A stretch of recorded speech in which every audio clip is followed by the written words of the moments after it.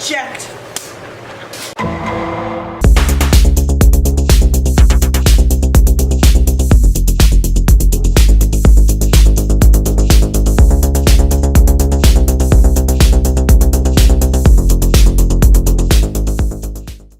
Hey guys, and welcome back to my channel. This is Debbie, and today we have a bit more of a heavy topic, both even heavier than normal. So I'm just gonna do a little trigger warning right now. This will involve some heavy topics. I'm gonna be talking about Canada's horrific treatment of the Indigenous people. Last week, Canada made headlines when ground-penetrating radar located the remains of 215 First Nations children in a mass unmarked grave on the grounds of the former Kamloops Indian residential school. Like 150,000 Indigenous children that were taken from families and nations placed in residential schools. The 215 bodies of children, some as young as 3 years old, were part of a larger colonial program to basically make the Indigenous people assimilate into Canadian culture. And this was not hundreds of years ago. This was very recent. Canada put in motion a system to kill the Indian in the child. And there's no evidence to determine how the children died based on the horrific stories of people that have survived the residential schools in Canada. One could only assume the worst. In these residential schools, First Nations children were taken away from their parents. They were forced to speak English. They couldn't speak their language. If they spoke their language, they would get beaten. And these residential schools were run by the Catholic Church. There are stories of rape, there's stories of physical abuse, all of it. All of the worst things that you can think of. Being separated from your family as a child. It's honestly horrific. Parents and the families of these children, who likely didn't even know that their children were dead, were robbed of the proper burial or the chance to grieve their children. Catholic Church thinking that neither their life, their death was worthy of being known, remembered, or commemorated. They were stricken from the record, and like I said, this was not too long ago. In Canada is a fairly new country. In fact, it is 153 years old. Perry Bellegarde, National Chief of the Assembly of First Nations, talked about the discovery in an interview with Global News Canada on Monday, saying it's tragic, it's horrifying, and it was painful. It's something, though, that the survivors kept saying for years and years and years, but nobody believed the survivors that this happened. All the death of these little kids, but now here's tragic evidence, and so nobody can deny what the survivors have been saying. In 1883, in a speech to the House of Commons, Canada's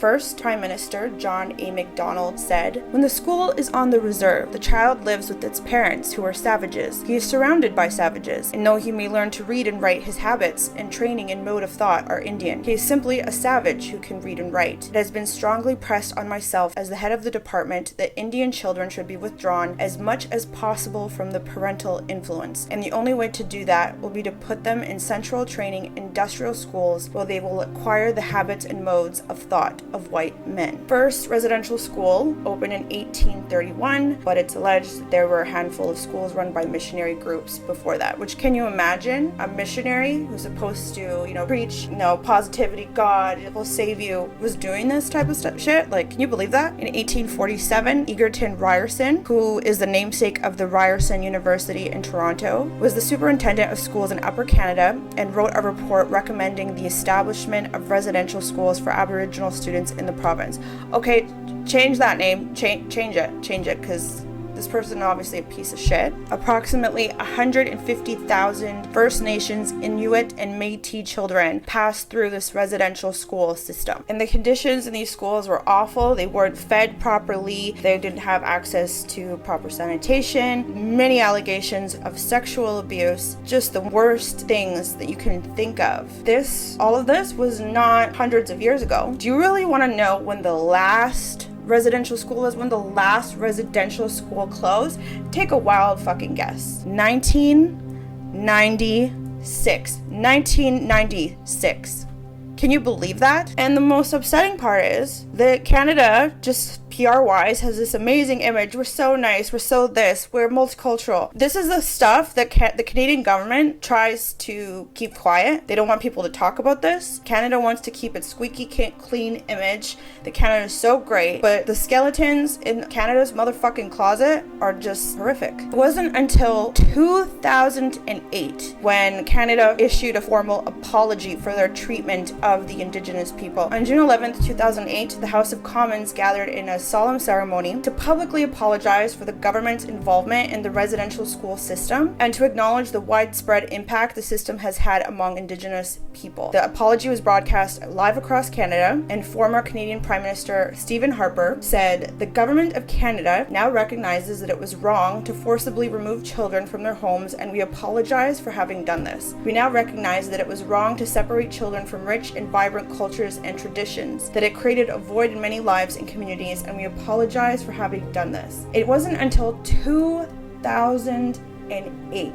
An apology is not going to fix the trauma and abuse that these poor children had to go through that will carry with them for the rest of their lives. And these, like I said, the last school closed in 1996. These are people that are still alive today and they're still dealing with the aftermath of this. An apology just isn't going to cut it. Clayton Peters, who spent 7 years in that very same residential school in Kamloops, gave a statement. He said, "I'm finally telling somebody about it. All the stuff I went through in there. It was the most horrible pain in the world to be a native, to be an Indian back then." Kamloops Indian Residential School was Canada's largest such facility, operated by the Roman Catholic Church between 1890 and 1969 before the federal government took it over as a day school until 1978 when it closed. Chief Roseanne Casimir of the Kamloops Secwepemc First Nations, I'm so sorry if I pronounced that wrong, I'm sure I did, said the remains of the kids, some believed to be as young as 3 years old, were confirmed with the help of ground penetrating radar. Peter and his brothers were forcibly taken to the school in 1967. He remembers thinking that the kids who had suddenly disappeared from there were the lucky ones because they had managed to escape after his unsuccessful attempt that led to harsh consequences. "I always thought they ran away like I did, that they made it, that they were free," he said, crying. Now he thinks some of the children he knew may be buried at the site of a former apple orchard where students were forbidden to go but could pray nearby. Peter and his 3 brothers, JP, 12, Dale, 9, and 8-year-old Cordell, were taken to the residential school after a man in a green station wagon belonging to the then Federal Department of National Health and Welfare showed up at their house on a sunny day, he said. Pete Peters knew his boys would end up at the residential school where both he and his wife, Nancy, had spent years as children, and he had to protect them, his then 10-year-old son remembered. When a standoff with police had his gun-toting dad being hauled off to jail, young Peters took the chance to bolt, but he was captured in a field when police returned later so he and his brothers could be transported to the school. At the residential school, he soon learned all siblings were kept on separate floors, Peter said. Oh my god, can you imagine? Adding, he saw one of his brothers, JP, about 5 years later, and he decided to run away, only to be caught and beaten by a priest. He said to me, "If you ever try running away again, Mr. Peters, we will take you far away and they'll never find you. Do you want to run?" I said, "I won't run." Being beaten and molested was part of the continuing abuse children suffered at the school, he said. After they strap you, who are you going to cry to? You learn to hate, to hold hate in you. Children who spoke their own language were disciplined. They would stick bars of soap in their mouth and make them eat it. Kids were forced to scrub themselves with soap containing lye, which burned their skin so they could take the brown off of them, he said. They beat me up so many times for not using it, but I wouldn't use it. I quit showering because they just wanted to hurt you, that's all. Children weren't given medicine when they were sick, but confined to a dark room alone, Peter said of the place that was also used as a form of punishment. I was in there so many times in that dark room, for sometimes doing nothing, just for looking at them, he said of the staff. You're supposed to look down as soon as they look at you. Your eyes have to hit the floor. At age 17, Peters was kicked out for misbehaving, but his brothers wouldn't leave until later. The emotional toll of his experience had him drinking excessively, the same as his parents, who were both found dead of alcohol poisoning on the same day 34 years ago, Peter said. I was sad all my life. When I left that school, I fought everybody. I fought every white man that bumped into me. I was so angry. Peters and his wife, Sherry Peters, married in 1983 and have a 34-year-old daughter and 4 grandchildren he's extremely protective of. He said he has come to understand why his mom and dad didn't know how to parent, and he has tried so hard to do better. I'm still learning how to cope with anger, cope with how to live with people, cope with how to live with myself. Peter stopped drinking and got a job as a wastewater operator at 2 treatment plants in the Vancouver area before the family returned to Kamloops in 2010. He said it's time the Catholic Church issued a formal apology for the suffering endured by generations of First Nations families. I just want them to say they're sorry about what happened in there. I definitely agree. They should apologize. They should do more than apologize. I think they should compensate these people. Like, what the fuck, man? But it's the Catholic Church. I'm sure they're gonna protect themselves. How can you do this to someone? It's disgusting. Archbishop Richard Gagnon, president of the Canadian Conference of Catholic Bishops, said in a statement Monday, the news of the recent discovery is shocking. As we see ever more clearly the pain and suffering of the past, the bishops of Canada pledge to continue walking side by side with Indigenous peoples in the present, seeking greater healing and reconciliation for the future, he said. Ugh. Angela White, executive director of the Indian Residential School Survivors Society in BC, says the group has been inundated with people being re-traumatized after learning about the children's remains. Many are making connections and saying, oh, now that makes sense. They're making sense of things that were happening at the school but they couldn't explain as a child. Survivors are also feeling validated that they weren't imagining their experiences, some that were whispered among them for years, because who's going to believe you? While some survivors shared the abuse they endured at hearings of the Truth and Reconciliation Commission, which filed its report to federal government in 2015, too many of the calls to action still haven't been acted on for the sake of those carrying so much grief. How are they gonna make this right? Like, this is insane to me. Like, whoever these priests are, posthumously excommunicate them. That would be like a good first step. There's actually a group of lawyers from Calgary who are calling on the International Crime Court to investigate the government and Canada for crimes against humanity over their involvement in what happened at this mass grave that was found in Kamloops. He said that the Aboriginal people of Canada and all people of Canada need assurance the agents, employees, and actors of the GOC and the Vatican behind these crimes against humanity are subject to justice. These lawyers are my heroes. See, hashtag not all lawyers, some are good. And they call for an investigation into what happened in this residential school in particular and the cover-up of what happened afterwards. The Rome statute that gives the ICC its power only came into effect on July 1st, 2002, and crimes committed before then can't be investigated under that agreement, but any ongoing cover-up can be, which is essentially what they're saying, that this continues to this day to be a cover-up. And Canada's Crimes Against Humanity and War Crimes Act could also give the ICC jurisdiction to investigate these crimes that predate 2002. Wow, that's just like so awful.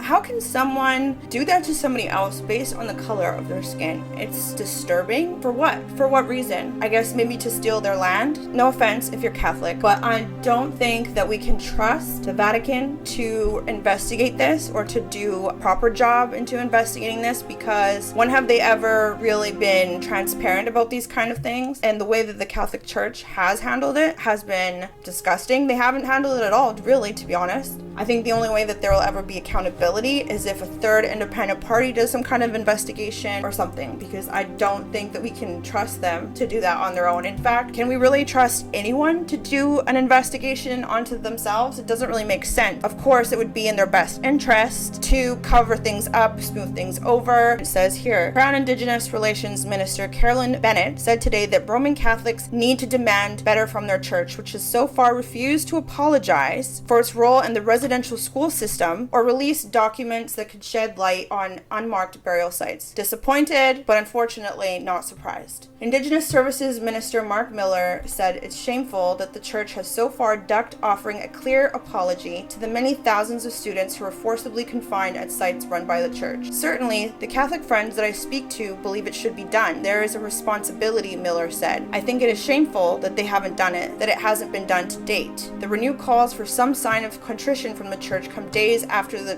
Kamloops Secwepemc First Nation said preliminary findings from a radar survey of the grounds of the former Kamloops Indian Residential School indicated as many as 215 children could be buried there. Which is ironic, because this is a church where you're supposed to go there and you're supposed to confess your sins. And a lot of times, oh, buy this or do that or say this prayer over and over and then you'll be forgiven. Who are you confessing your sins to? Who are you asking for forgiveness? In a 2015 landmark report on the school system, the Truth and Reconciliation Commission called on the Pope to apologize to survivors and their families for the church's role in the spiritual, cultural, emotional, physical, and sexual abuse of First Nations, Inuit, and Métis children in Catholic-run residential schools. commission said Indigenous people should receive an apology like the one offered in 2010 to Irish survivors of clerical abuse. Prime Minister Justin Trudeau, himself a Catholic, personally asked Pope Francis to similarly apologize to First Nations, Métis, and Inuit victims of abuse during a 2018 meeting with the spiritual leader at the Vatican. The Pope's subsequent refusal left the Prime Minister disappointed, his office said. What?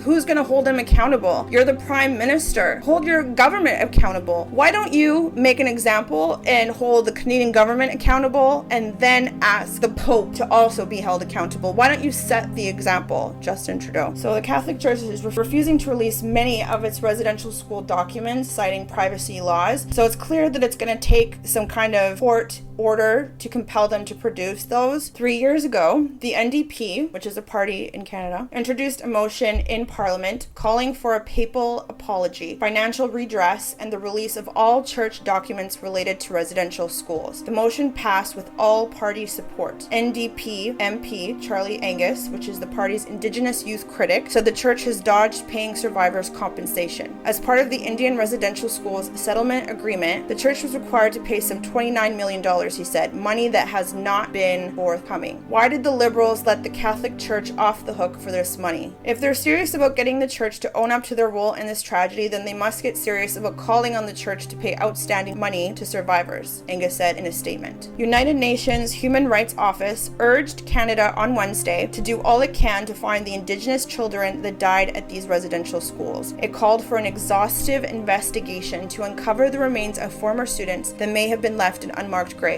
Marta Hurtado, a spokesperson for the UN, said the federal government must redouble its efforts to find the whereabouts of missing children in the wake of a preliminary investigation at the former Kamloops school. Remains should be identified and forensic studies carried out to ensure proper identification of remains. Without this, healing is not possible, Hurtado said in a statement. The UN said the shocking and painful Kamloops discovery should inspire Canada to implement the TRC's calls to action, which included a section on missing children and burial information. Something needs to happen. This just can't, nothing can ever fix what happened. The trauma that these kids went through, a statement is not going to cut it. We need to do better. And until we as a country hold our government accountable and demand action from them and be allies to the First Nations people of Canada, then change will never take place. We need to be loud and we need to make it clear that action has to be taken. We will not sit by and allow this to happen any longer. Justice needs to be served. I stand with the First Nations people of Canada. Something needs to be done. It's got to start here. It's got to start at home with the Canadian government doing something and holding the Vatican to the fire, because they were also complicit in this and they should be held accountable. And I really hope that the International Criminal Court does investigate this and the actions are taken. And if you're from Canada, it's possible that you know someone whose parents were in a fucking residential school. And I've heard some stories and it's fucked up, but not my story to tell.